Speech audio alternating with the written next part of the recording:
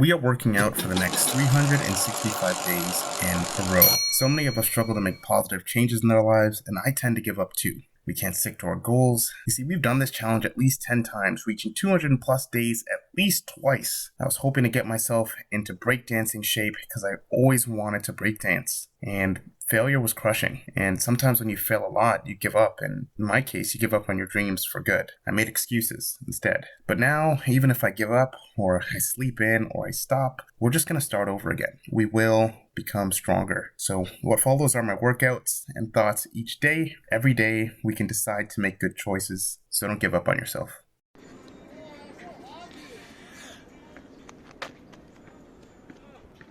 Hello and welcome to Workout Every Day, day number 6.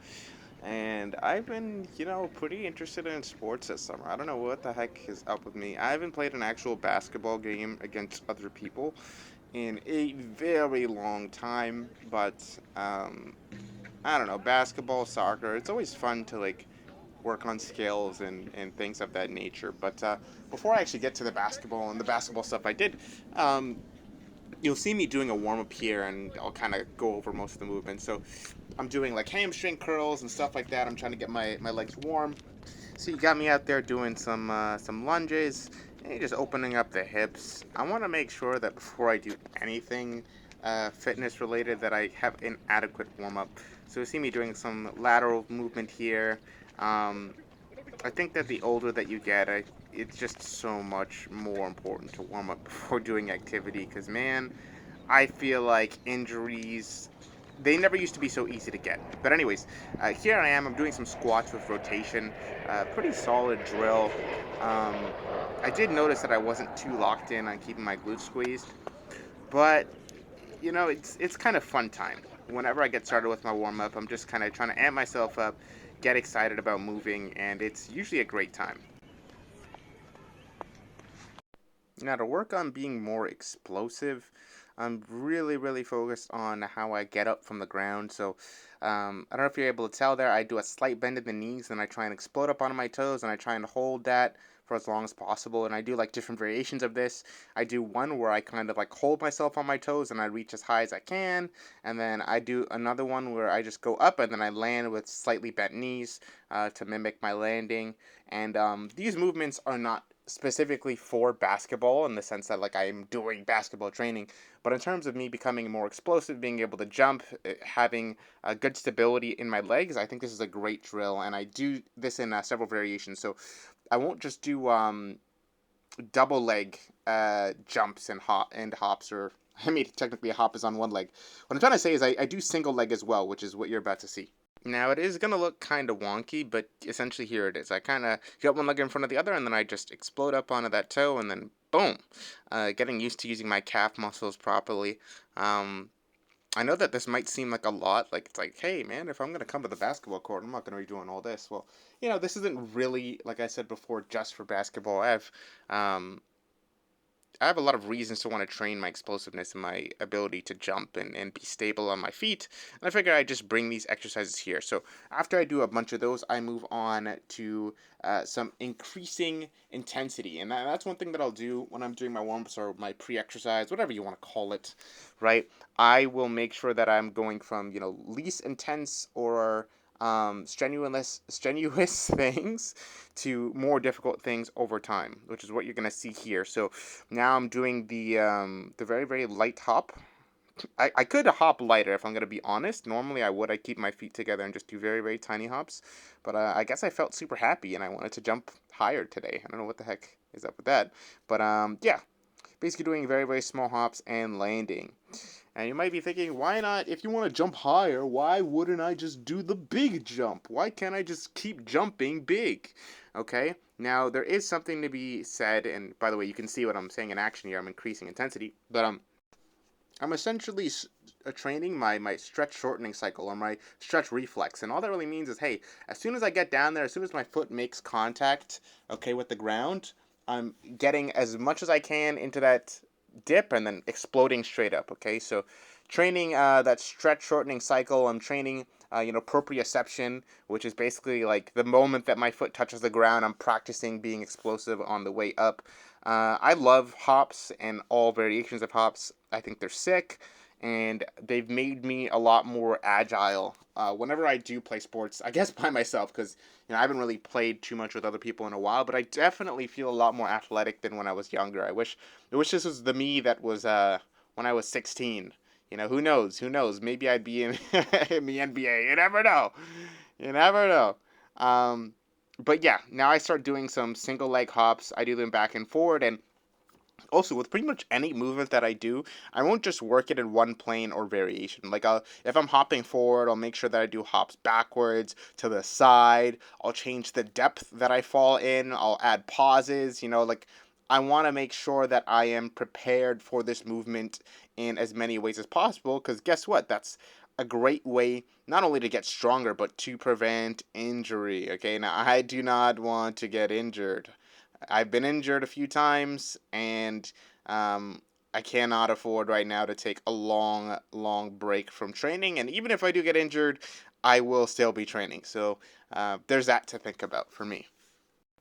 So here's where we get to our lateral movement. Again, I wish that I wasn't hopping so hard, so high. I don't really need to hop that high. I need to work on being very light and deliberate with my movement. And that is kind of the theme of my training nowadays. Very deliberate, slow, focused. Get the movement right, get the feel right of what I'm doing before making it faster and harder. Again, not just for injury's sake, but for the best technique possible. But anyways, I work laterally on both feet and then on single leg as well, guys. And the translation of these moves, like if you start moving different and you start learning to move in different ways according to whatever sport or thing that you're doing, you'll notice after a while that things that used to be difficult, your balance and stability, they become better just naturally. And you might not think it, but you'll feel it. Things will just be easier, you'll be faster, and that really is the reward. And if anything, it's just fun to learn new ways to move, so why not, right? Now, I kind of did mess up the order of my training, so you'll see me here doing the single leg squat, whatever you want to call this thing that I'm doing. I don't think it's a single leg squat. Anyways, I just drop down there and I try and hold at the bottom. I do both legs. I add a pause. I get to different depths. Another way for me to work on my balance and stability as well on single leg. I want you to think about stuff like bad landings. If you've ever played sport, maybe you've landed bad off of a dunk, or maybe you've shot something, or you jumped really high, bumped into someone, landed weirdly on your ankle, and you can do isolation exercises for your ankle, for your foot, to give you more stability, as well as you can learn different ways to move to catch yourself in these positions to prevent injury as well. It all ties in together. Alright, so now you're about to see me doing some single leg hops. Okay, now one thing I noticed when I was doing these is I did not get low enough and I wasn't balancing as low as I could. And I like getting super duper low just to mimic if I were to do a high jump and then fall and then I really need to hold myself unbalanced for a moment. But for some reason I was just unfocused. Maybe because I was listening to music and I was trying not to be self-conscious. I mean, there was other people in this basketball court and I was doing a lot of funky wonky stuff. Um, but anyway, I get down there and I start doing my hops and they feel okay. And I say, you know what, whatever. Let me just do some single leg balance. So get on a single leg, and I've done this drill quite a few times, and I've gotten worse at stuff like this because I have not been training my balance or stability. Again, because I just kind of stopped training in general. So that's what happens, right? So I'm here trying to get used to balancing, and it is very awkward and difficult for me. I had to hold on to the fence quite a few times, but that's fine. I'm assuming with continuous training, even if not directly related to this, my body will get stronger and be able to adapt. But it's a mental note for me to remember to do stuff like this. Now, finally, we are on an exciting part: plyometric drills, a bunch of them. I start doing bigger bounds and jumps further and further than normal, which is a lot of fun, and I do different variations. You're gonna see me do that regular kind of skiing movement. You're gonna see me hop, stop, and then hop in one spot, if that makes any sense, and it's great. I'm essentially just running back and forth as long as I can now.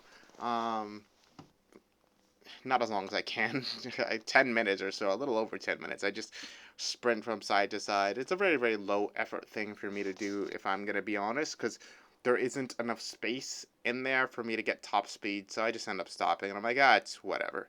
I'm gonna get my heart rate up for about 3 or 4 songs on my playlist is what I counted. So it's roughly around 10, 11 minutes.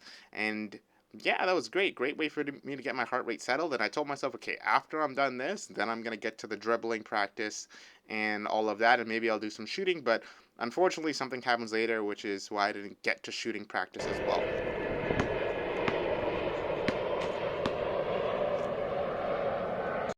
So with my training philosophy with pretty much everything is work it slow, work it pro. Something I just made up now, but really, I train by really focusing on each aspect of what I can do and where I can improve it. So I'm like, okay, well, I suck at dribbling. I suck at dribbling so much. So let's work dribbling in as many ways we can. First, let me just do a very casual standing dribble and just try and dribble with both hands back and forward. Okay, and I progress that in several different ways. I go, okay. First, we're going to go back and forward. After we get good at dribbling with both hands that way, okay, I'm going to work on my backwards dribble. So I'm going to basically dribble, keeping myself upright and walk backwards. And then after that is done, we're going to work on lateral movement with, my body being upright as well. Then after all that's done, then I'm going to take it to kind of like a semi-athletic stance or a little squat, and then I'm going to dribble a bit faster doing the same thing. So my forwards and backwards dribbles is very, very basic stuff, and then do the same thing laterally. And then after all of that's done, I'm going to get really low to the ground. So dribbling quite faster at that point, if not faster, just very controlled, keeping the ball very low, and repeat all of that. After that's done, then I'll do a cross. Okay, then I'll do cross that's upright, cross that's athletic stance, and cross that's with the ball very low. And you get the picture. Pretty much any dribble I will do this with. And then eventually, when it pairs all together, I have more control over the ball. I don't know if you've ever had the ball get into an awkward spot or get too low or get too to the side or get to this or that. But essentially, me training by dribbling the ball low here, as you can see right now, actually, is me getting used to the ball being in these positions. So it's easier for me to recover. It's easier for me to grab. It's easier for me to dribble and do different things with it because I've practiced like different positions, right? So that is a part of that particular training. And right here's just some of the examples I cut up extremely fast. In fact, perhaps a little bit too fast. But anyways, you're going to see me go back and forth just working on the regular dribble. If you can even see, gosh damn, I'm moving fast. I'm teleporting. I am the Flash here for a second. Well, yeah, you can see some examples here of me dribbling where I have a lot more control than I've ever really used to have, where I would normally lose the basketball. I can actually still dribble it around, and I started getting a little wacky with it. I was like, ooh, what if I can turn in a circle? What more can I do? How much more control do I have over dribbling the ball? Am I going to lose it if I do this? Kind of giving myself little fun challenges to do while dribbling. Definitely made this really fun, and it felt like there was so much more that I could have done even though I spent like around an hour there. It was a great time, guys, let me tell you. Look at that. Wow, I can't even, honestly, looking at this, I genuinely can't even believe that's me dribbling the ball. It's nuts. But one of the hardest dribbles that I've had to do over the past, I don't know, couple of years, has always been the behind the back dribble. I've always sucked at it, and I wanted to see if I could improve that today. And unfortunately for me, even though it looked like the perfect day outside, I did not look at the forecast, and rain would soon come. Like right now, I'm trying to do things, but you can't see it or hear it, but my feet are sliding around the basketball court, which makes it harder for me to dribble the ball and move at the same time. Very unfortunate, but I said, you know what? Let me still try. Let me see what more I can do before it's time to go. And I actually felt like I was still able to learn things, which is obviously awesome. Now, because of the rain, I kept losing the ball. It got really slippery. But because I had practiced so much, eventually it didn't really matter. I started learning how to control the ball a bit better behind the back, which is really what I was looking for. And you can definitely see so on this attempt, where even though I'm almost losing it at every single dribble, I am improving, which feels pretty great to say the least. Um, And I think I need to just specifically spend a session maybe just focusing on this kind of dribble. But yeah, that is what I did for the workout. Um, I'll see you guys tomorrow. Take care. Bye-bye.